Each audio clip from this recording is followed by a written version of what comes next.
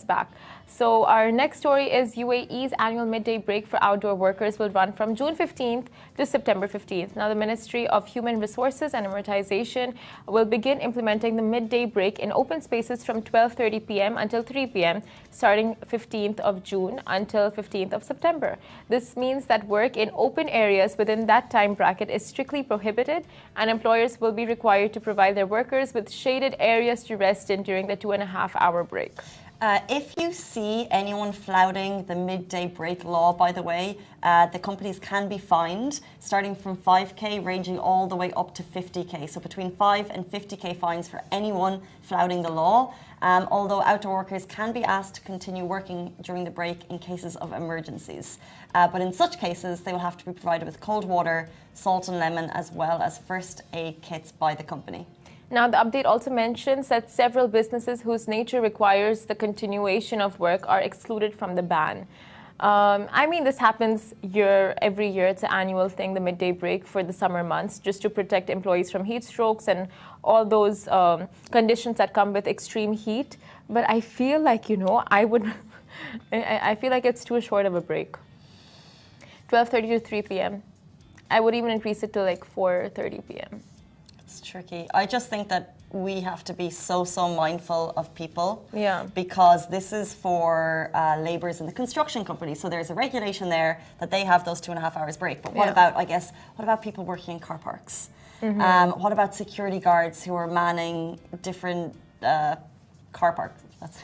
Security guards manning car parks. Helpful, Casey. But there's so many people working outside who actually don't have this law that we as a public, as a community, should be just more mindful for. Yeah. So whether it's delivery drivers coming to your door, or whether it's people on kiosks that you're driving past, like they're sitting outdoors in the sun, be very mindful. Provide water when possible. Salt and lemon is obviously a helpful rehydration thing. So just be as kind as humanly possible to anyone who may be working outside. Gardeners, for example, their work doesn't stop. Oh my God, very true. And even stray cats and like birds, like just leave out some water for them. I feel like, during the summer months, we really see the Dubai's community just coming together, and really like the initiatives that go on during the summers, like people giving water, packets of biscuits. It's all so sweet. And just the other day, there was this, on TikTok, there was a guy who gave a bottle of water to those cleaners, who clean the windows outside. I mean, we see so much of that. Don't love that. Why?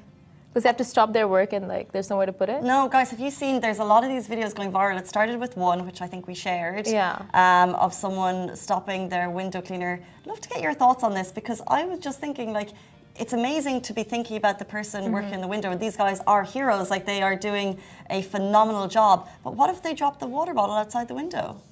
Oh. Like, they're working at such heights, and I'm just so scared that what if it drops and it's a safety risk. So what would you suggest as an alternative? Like giving those cups and they drink it and give it back?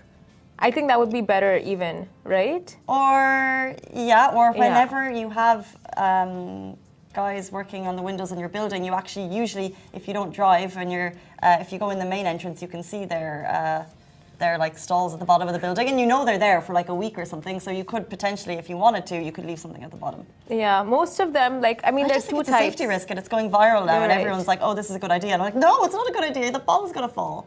Oh my God, imagine one building and like at least 4 or 5 residents just like give out the waters. Although it is very sweet, because obviously in their line of work, they're at windows looking in, and it's always nice to give a wave, but what does that actually mean? And a wave and a smile is nice, but actually, can you go a little bit further? So I do love that people are trying to give back, but I am concerned about the safety risk of it. You're very right. Like maybe alternatives, like just giving something they can return back to you, like consume and give back, because obviously holding on to those items might be difficult, especially when you have no crane to put it back on. It's like some people are like they're flying solo up there. Yeah, and some people are like on harnesses.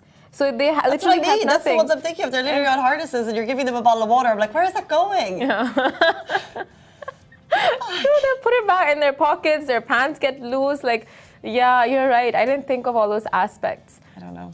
I just feel like people see that and they go like, why are you recording the good deed? But it's like, why not? Like, that's the one thing I would argue always for, and go like, always record good deeds, because you can never have too many reminders. Yeah, I have no issue with people recording good deeds and sharing it on social because I always think it's like, well, it's a reminder for us that we can do better. Exactly.